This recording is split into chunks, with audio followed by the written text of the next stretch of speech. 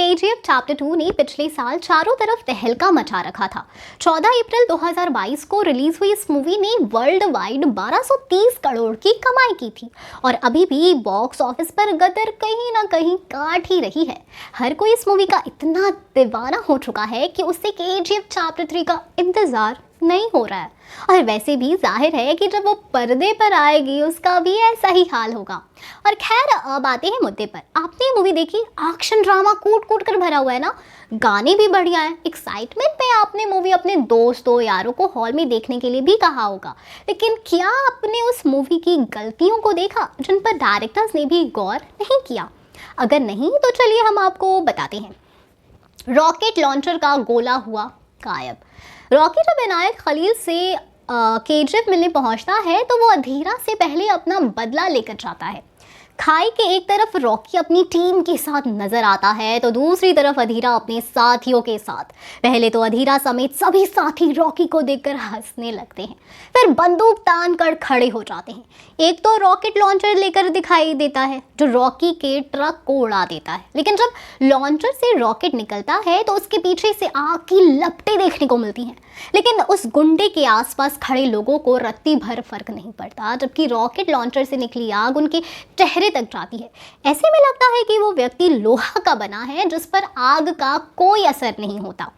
फिर आता है एक जैसे ही जीप के नंबर प्लेट्स। पुलिस स्टेशन के बाहर जो गाड़ियां उड़ती हुई नजर आती हैं उनमें जीप का रजिस्ट्रेशन नंबर एक जैसा होता है। 4 गाड़ियों में से 2 का नंबर 761 और 2 का 140 होता है। मतलब मेकर्स ने सोचा कि कुछ भी कर दो, दर्शकों को क्या ही पता चलेगा, लेकिन दर्शकों को सब दिखाई देता है बॉस, और उन्होंने गलती पकड़ भी ली थी। उसके बाद पुलिस स्टेशन पर गोली, पर बैरिकेड नहीं हिला। मूवी में जब पुलिस रॉकी का एक सोने का बिस्कुल लेकर थाने चली जाती है, ये बात यश को मालूम हो जाती है तो वो सीधे पुलिस स्टेशन पहुंच जाता है, अपनी गोल्ड लेता है और बाहर आ जाता है। सबको लगता है कि बला टल गई, लेकिन बाहर जाकर रॉकी अपनी भयंकर वाली गन निकालता है और वहां खड़ी पुलिस की गाड़ियों को उड़ाने लगता है। हमला इतना जोरदार होता है कि सभी गाड़ियां बारी बारी करके हवा में उड़ने लगती है, लेकिन वहां लगा बैरिकेड टस से मस नहीं होता।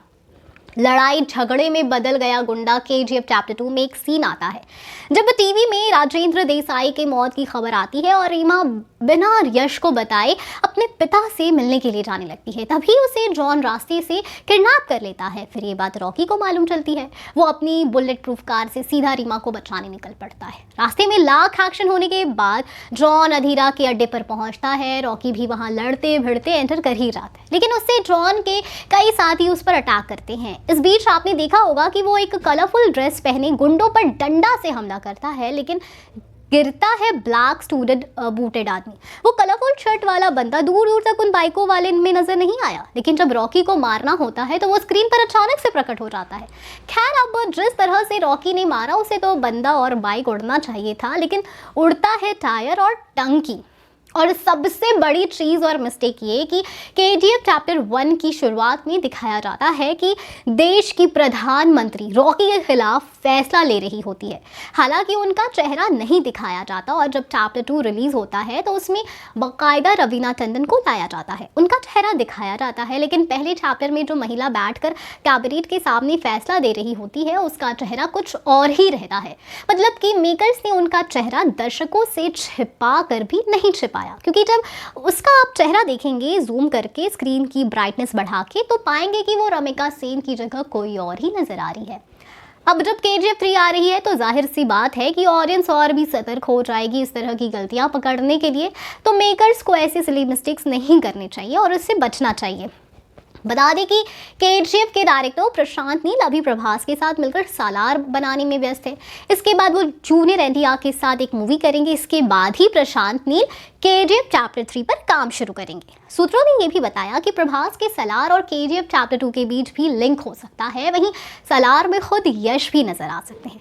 वेल, अब आप बताएं कि आप कितने एक्साइटेड है केजीएफ 3 के लिए। हम फिर मिलेंगे एक नई वीडियो के साथ, तब तक खुश रहिए, सेफ रहिए। Thank you.